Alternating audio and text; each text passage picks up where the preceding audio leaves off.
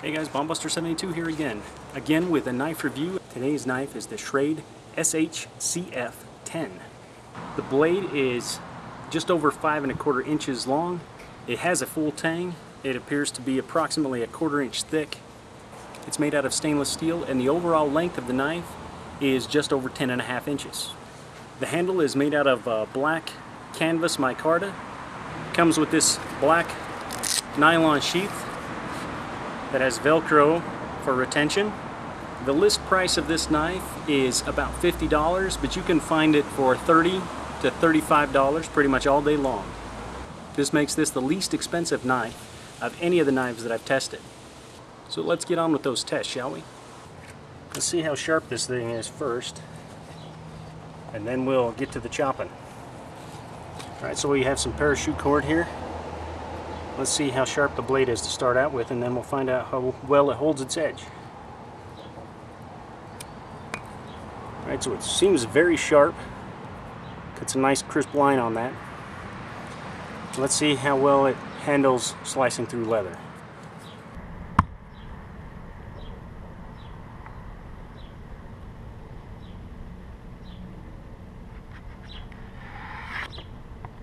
Well, that was smooth as could be. That thing is definitely sharp enough for cutting this. Did a really good job. Sliced right through it. But the real question is, how well can it handle chopping and then coming back and keeping its edge? First off, we're going to need to process some kindling and tinder, and this is just really a formality because most knives should be able to handle this without any problems.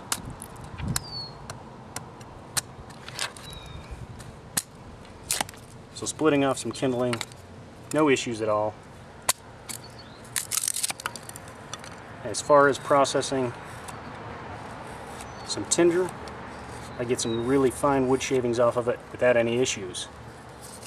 But always the issue with a knife is how well can it handle chopping bigger stuff, and this is important for survival if you need to process firewood.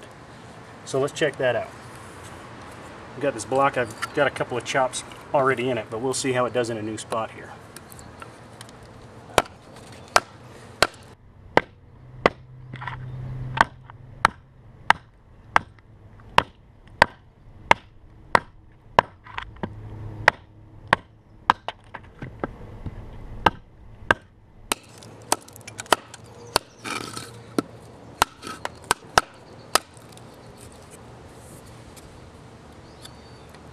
Alright, so you can see it did a pretty decent job. You can see some of my other cuts in here too. The area where I was cutting into has a lot of resin in it. As soon as I chopped into it, I could definitely smell the pine coming out of there. So that was actually a harder area than most, and it did just a fine job. But let's see how well it kept its edge.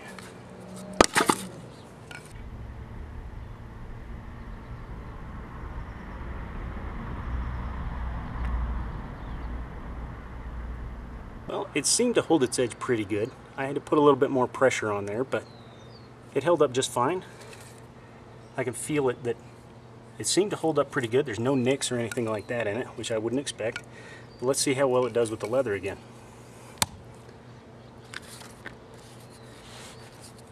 I'm just going to cut this small piece a couple of times and see how well it does with that. Wow. So as far as edge retention, I'm not seeing any problems with it at all. So anyway guys, some of the things that I really like about this knife, it seemed to hold its edge really well.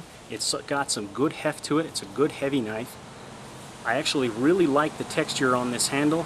It's really good. It allows you to get a good purchase on the knife, and it seems to fit your hand very well. It also seems to be pretty well balanced. I also actually like that it is a plain edge blade. Now, as far as my number one great thing about this has got to be the price.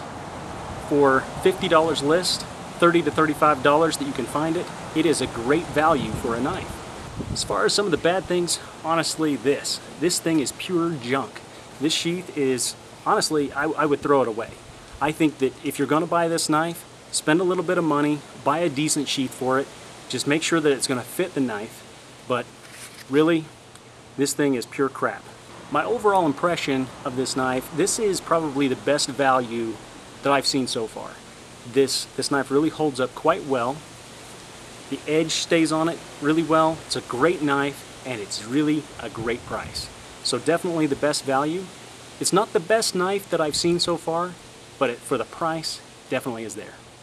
Till next time, guys, take care and be safe.